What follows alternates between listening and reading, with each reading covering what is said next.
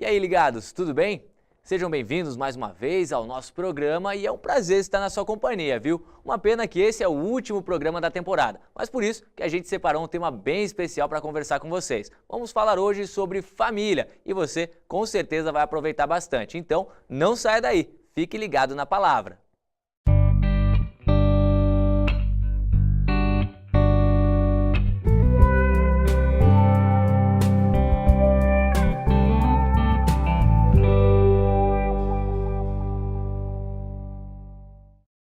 E para conversar sobre esse assunto, está aqui nos estúdios com a gente a Cleri Matos Leão, que é psicóloga, mestre em educação e atua na área familiar. Tudo bem, doutora?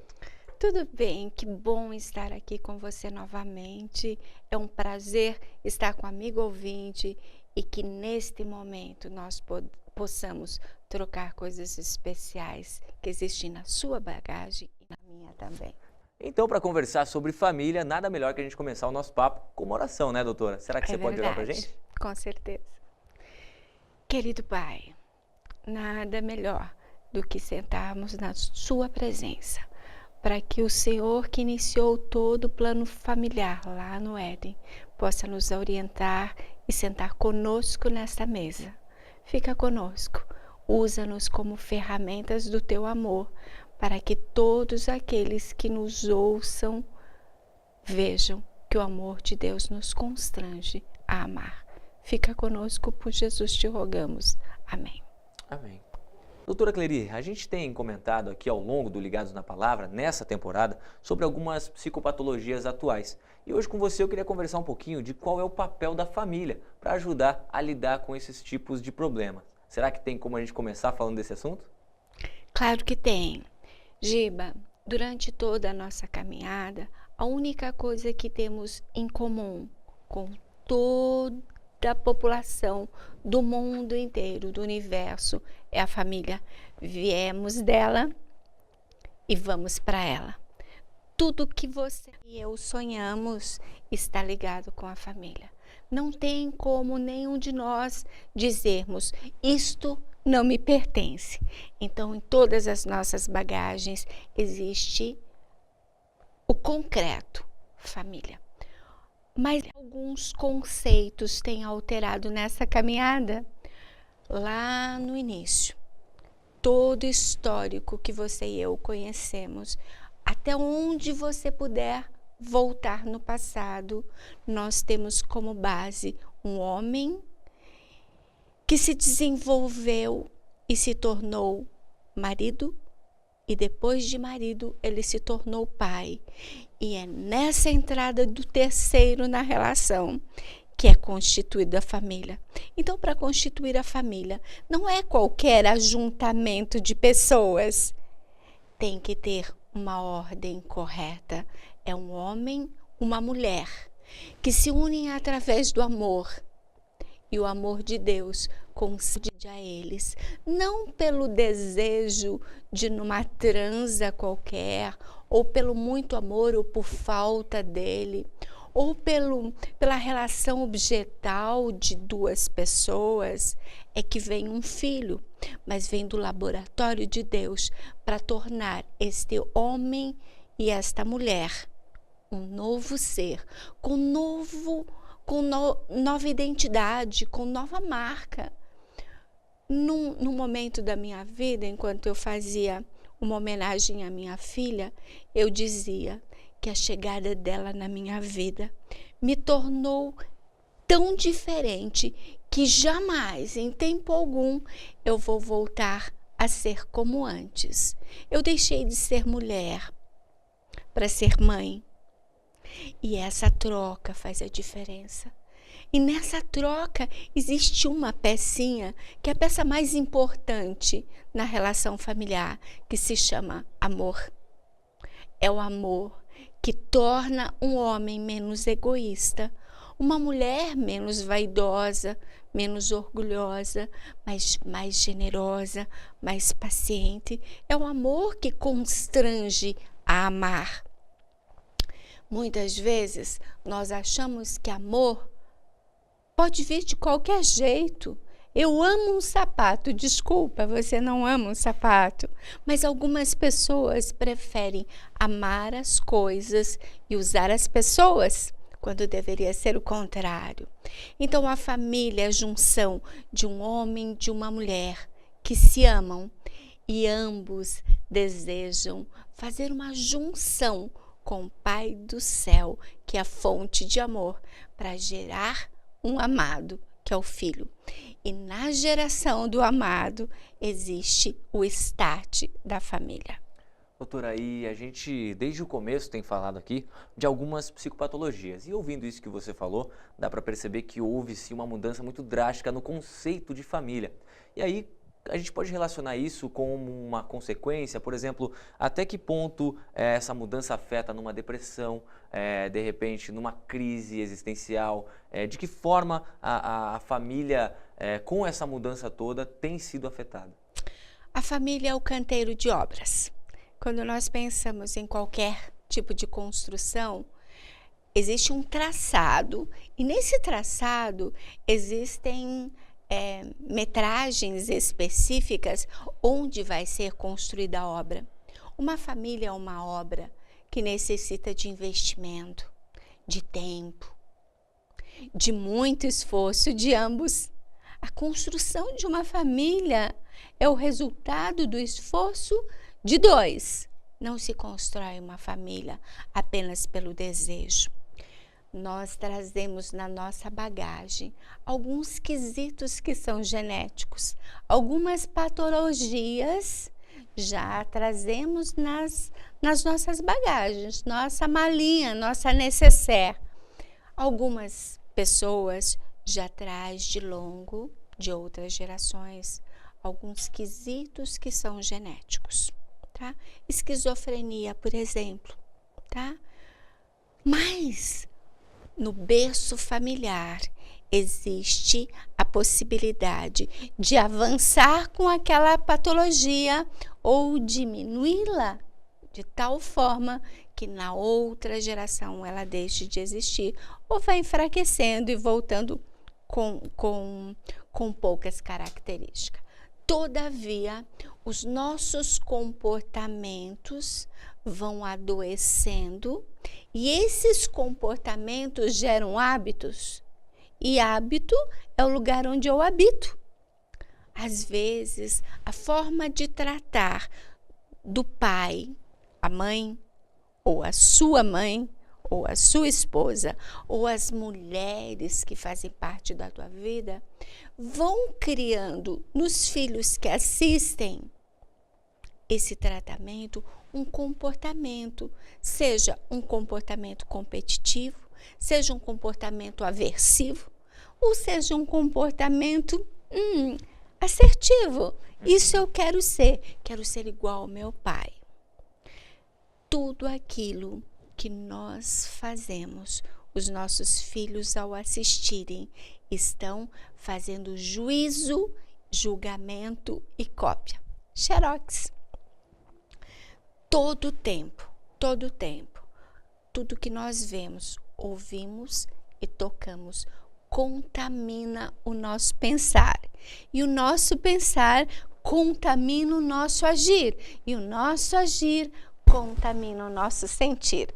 Olha que cadeia complicada. Muitas vezes, Giba, chega alguém na clínica e me pergunta: meu filho está muito agressivo, ele está gritando, ele está brigando, ele está quebrando os brinquedos. E eu calmamente pergunto: quem é o professor disso? Bem perto de nós tem alguém que é tão bom, tão eloquente nessa disciplina ou indisciplina que a gente fica refém disso. Então, muitas das nossas patologias são oriundas, nascem no berço familiar. Por quê? Porque o desprezo, a autoestima rebaixada, a inadequação dos elogios na hora certa, do limite na hora certa. Eu gostaria de dizer para o amigo ouvinte que não existe coisa mais perversa no berço familiar do que a proteção do erro. Porque quando eu protejo o erro, eu protejo o errado. Você pode dar um exemplo? Se eu digo assim para você, filho, não conte para o papai. Uhum. Uma frase simples, não conte para o papai.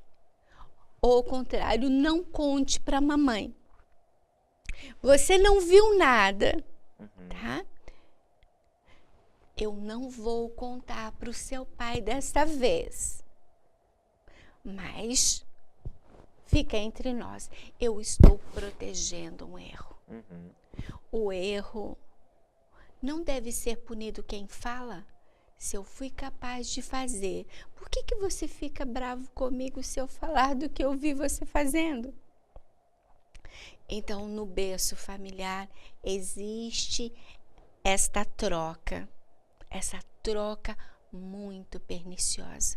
Quando eu faço, nós chamamos isso de triangulação perversa. Quando eu faço aliança com um e deixo o outro de fora. Se eu faço aliança com você e digo assim, não conte para a mamãe ficou de fora. E eu fiz uma aliança perversa com você. Só que você vai usar isso lá adiante. Claro. Sabe? Porque existe alguma coisa velada entre nós dois que a mamãe não pode saber, tá? Esse conceito já vai alterando a minha confiabilidade. Isso é certo fazer? Isso é certo dizer? O teu dizer, o teu falar deve ser sim, sim, não, não. O que passa disso é do maligno. Então, por favor, quando o papai diz assim, diga que eu não estou. Eu estou plantando uma sementinha de crédito errado. E talvez muita gente que esteja assistindo agora já presenciou cenas como essa, né? Já foi exemplo disso. E eu falo por mim mesmo, né? Quantas vezes a gente está falando de família, mas talvez um amigo, um chefe, né? Diga que eu estou em reunião, ou um amigo atende para mim porque eu não quero falar com essa pessoa. Isto. Né? E muitas vezes, sabe, na família, eu não gosto desse pastor, eu não gosto desse cara, eu não gosto dessa pessoa. Ixi, chegou aquele, sabe, e a gente coloca uma tarja, Sim. tá? Mas quando o outro entra em casa, aquela dissimulação. Então, nós não podemos imaginar quão pernicioso é a dissimulação. Quando você inverte os valores por não ter poder de dizer assim, desculpa. O limite e a proteção são duas estruturas sólidas de construção da família. Se nós pensássemos em construir uma casa, nós temos elementos básicos para a construção da casa. Este continente básico é respeito e confiança. Eu não posso construir nenhum tipo de família se eu não tiver esses elementos básicos antes da construção das paredes. Então, se eu tenho respeito por você, eu vou respeitar o seu sono, eu vou respeitar o que você gosta, eu vou respeitar a sua família. Porque o casamento, Giba, não acontece só no dia que se marca e se faz festa e todo mundo tá bonitinho, arrumadinho. O casamento se marca para assinar um papel e a partir dali começa uma série de outros casamentos que dura enquanto vivemos. Casar famílias, por exemplo, é muito difícil. Sim. Muito difícil. E eu imagino essa dificuldade fora do conceito em que a gente está lidando, porque a gente começou falando dessa mudança de conceito que houve, que a gente precisa lidar hoje em dia, e aí a gente está falando dessas dificuldades dentro de uma família, como a doutora falou, pai, mãe e os filhos. E agora, se a gente muda esse conceito, imagina quantos outros problemas a gente, né, terá que lidar. Né? Imagine uma coisa, Giba, se nós colocarmos só um tempero no feijão, só sal. Tá. O sal é muito bom, é conservante, é saudável, nós necessitamos de sal, até para nossa pressão, né? Mas imagine uma quantidade de sal excessiva. Se nós pensarmos e trouxermos o exemplo do sal para dentro do seio da família, a gente pode perceber. Imagine um único elemento dentro da família. Nós precisamos de junção.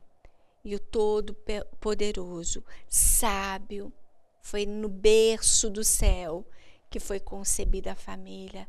Ele entendeu que precisava de elementos completamente diferentes. O alho, a cebola. Isso, exatamente. E na família tem todos esses temperos. Sabe, o pai com a sua autoridade, com a sua firmeza, colocando limite na loucura da mulher, sabe? Porque mulher precisa de autoridade, precisa da segurança do homem, precisa da corda curta do homem, dizendo não, sabe? Sem chance, esse mês não pode, tá? Hoje não pode. Tudo que diz respeito a limite está associado a número. Então, o número que está no seu relógio está falando de limite. O número que está no calendário está falando de limite.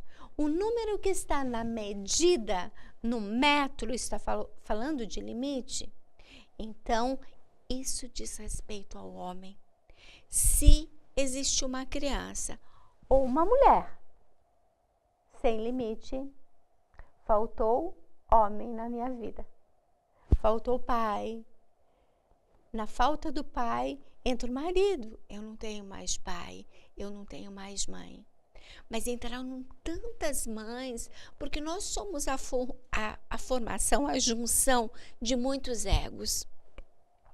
Os meus pais já foram embora, tá? Mas outras figuras masculinas entraram na minha vida, como chefe, como professor, como meu marido, os meus filhos. Todos esses homens me ensinam até o dia de hoje. Limite, segurança, força. Quando eu preciso de levantar alguma coisa, eu recorro. Por favor, tem um homem por aqui. Mas quando eu preciso de afeto, de carinho, de paciência, de amor, é a mãe que tem. Olhar da mãe. Quando você encontra uma pessoa que não te olha nos olhos, esta pessoa está dizendo que faltou mãe. Nossa! Porque a mãe que estabelece ao amamentar esse vínculo de olho. Criança que não foi amamentada, que colocaram uma mamadeira apoiada num travesseiro, numa almofada, e a criança mamou sim, e cresceu, e dali a pouco estava chupando no seu dedinho para buscar em si mesmo a segurança que não encontrou no toque do cabelo. Eu tenho um netinho agora que ele adora chegar e segurar no cabelo. Quando ele fica, ele está se sentindo seguro. Mãe é isso, pai. Agora, vamos imaginar que família seria constituída sem esses dois elementos. Eu tenho uma tia que fala de uma forma simples. Isto não é família, é quadrilha, né? Então, quadrilha é uma junção de qualquer elemento, sabe? Cada um olhando para uma janela em uma direção, mas nunca olhando para o mesmo lugar. Doutora, aí a gente até conversou bastante já, você já deu vários conselhos, mas caminhando para o final desse último episódio do Ligados, que tipo de conselho a gente poderia deixar para as famílias que estão nos assistindo sobre esse assunto realmente de como dar certo, de como lidar, como ser uma família? Giba, existe um remédio, que é o remédio para qualquer tipo de dor. É o amor. As famílias estão perdendo isso. As famílias estão concentradas em muitos interesses e a marca do amor não está existindo mais na família. A marca do amor, ela tem que vir acompanhada de alguns elementos bem rígidos. E nós vamos pegar os sentidos para juntar o amor aos sentidos. Então, quando nós precisamos entender que o outro está olhando para a gente, ou que o outro está conversando com a gente olha nos olhos. Quando você quiser falar com seu filho, com seu neto, com qualquer pessoa, fica bem de acordo onde estão os seus olhos. Se for uma criança, você não vai perder sua estatura se você se agachar e olhar nos seus olhos. Amar é olhar dentro dos seus olhos, plantando confiança. Nesse momento, Giba, a única pessoa que está diante de mim é você. Você é importante para mim. Quando eu olho para você, você se enche de veracidade. Você é real nesse momento. Eu estou significando você. Amar através do toque. Como é importante nós tocarmos o outro. Claro que o toque, quando emprestamos as mãos para o inimigo, e o inimigo usa as nossas mãos de qualquer jeito, com qualquer força, em qualquer lugar, esse amor já perdeu a sua essência. O amor, ele precisa chegar na hora certa, do jeito certo, na pessoa certa. Abuso é tudo aquilo que eu faço com os meus olhos, com as minhas mãos, sem o consentimento do outro. E na família, às vezes a gente até fala, eu te amo, mas não olha, não toca. Solta a palavra, né? Isto. Então, palavras que saem da minha boca não têm poder se não estiver acompanhado com endereço. E o endereço tem que vir acompanhado com o nome. Quando nós chegamos a esse mundo, nós chegamos com uma identidade. Você nasceu aonde? Curitiba. Então, tem como você mudar a sua identidade? A não ser que eu falsifique ela, né? Você pode mentir. Ah, eu sou carioca, né? É verdade. Ok. Veja, a tua marca é falsa ou é verdadeira? Você nasceu no Brasil ou nos Estados Unidos? Sou brasileiro. Então você já tem mais uma identidade. Curitiba só tem no Brasil, no Paraná. É uma identidade. Você tem uma outra identidade que é inequívoca? Nenhuma. Você é homem. Tá. Você é filho de quem? Dos meus pais. Isto, os seus pais têm nome. Então veja, essa construção de identidade, a gente não pode, na medida do desenvolvimento, alterar essa identidade. Eu posso conseguir um green card, eu posso conseguir uma dupla cidadania, eu posso perder os meus pais e ser adotados por outros, mas a minha identidade original permanece ad eternum. Mesmo que eu morra, eu continuo sendo filha do seu Leonardo. Eu continuo sendo brasileira, assim, com muito orgulho. Eu continuo sendo mulher, sim. E é por eu ter sido mulher e por ter tido a oportunidade de encontrar um homem na minha vida e porque eu amei esse homem, eu pude ser capaz de, junto com a generosidade de Deus, conceber uma família. E nós estamos diante de um momento que as famílias se reúnem, o Natal. O Natal, às vezes a gente esquece o que a gente comemora no Natal.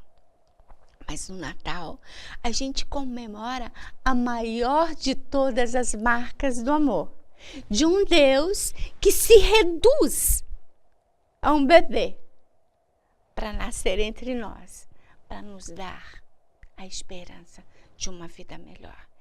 E é junto com o nascimento desse Jesus, que comemoramos daqui a alguns dias, é que o amor nasce. Se você não tem amor no toque, se você não tem amor no tempo, dedique tempo para sua família. Família precisa de tempo, família precisa de abraço. Não adianta você ter abraço se os seus braços não têm abraço. Não adianta você ter amor se o seu amor não sai do seu coração e chega no endereço certo, em forma de elogio, em forma de presente. Mas não o presente que compra a sua aprovação, mas o presente que permanece no seu coração. Você sabe amar? Como que você conjuga o verbo amar na sua casa? Na minha casa? Olha, todos os dias com um belo bom dia sempre para minha mãe, um abraço, um beijo e quando eu saio para o trabalho, volto logo e nos vemos de tarde. Eu acho que essa é a maior definição que eu posso te dar. Que legal, Giba! Mas você pode conjugar o verbo amar de muitas outras formas. Passando na padaria e comprando uma queijadinha que a sua mãe gosta e um quibe que o seu pai gosta. Ligando no meio do dia e dizendo: mãe, o almoço estava uma delícia, mãe.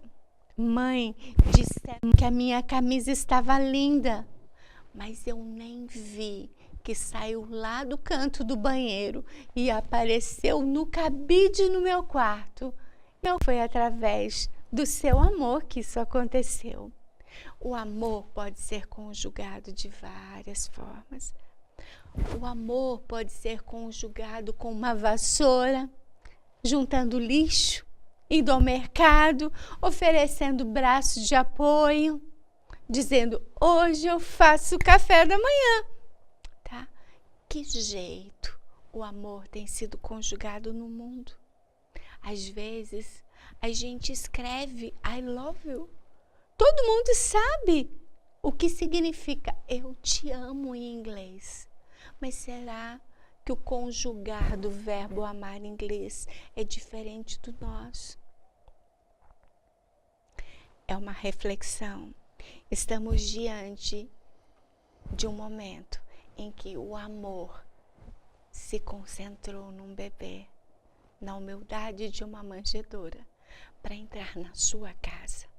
Dê licença, Giba, ao amor, para que ele entre na sua casa e faça um berço no seu coração e se transforme em cada dia do ano de 2017 como marca de um canteiro. E quando o amor vai se multiplicando em atos, em elogios, em trocas afetivas, então o amor é a única coisa que quanto mais a gente dá, mais a gente tem. Legal. Doutora Cleli, obrigado, viu, pela sua participação aqui com a gente. Com certeza uma conversa muito proveitosa que fechou aí com chave de ouro a nossa temporada. Obrigada, Giba. Obrigado, amigo ouvinte. Que Deus abençoe a sua família. Lute para protegê-la. Coloque estacas de segurança para que aqueles ou aquele que quer destruir o que é precioso aos olhos de Deus não tenha sucesso no seu lar, na sua família. Um grande abraço, um Feliz Natal para todos. Vamos fechar esse papo com uma oração? Sim. Então vamos lá.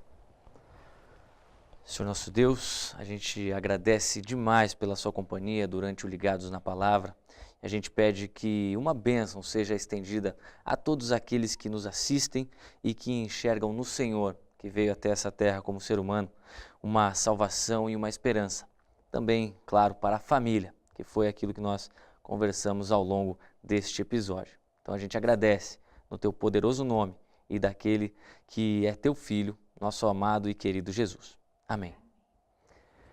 Ligados, a gente fecha essa temporada então com um agradecimento enorme pela sua companhia, que você siga aí os nossos programas na descrição do vídeo, você vai poder acessar todos os links e acompanhar os conteúdos que foram aqui produzidos ao longo do ano e com certeza ficar muito bem informado. E o nosso principal objetivo aqui é sempre te incentivar a estudar cada vez mais e a entender melhor esses assuntos que fazem parte do nosso dia a dia e que com certeza o Ligados na Palavra vai te ajudar a superar, a entender e a melhorar cada vez mais. Obrigado mais uma vez, fiquem com Deus e um abraço a todos.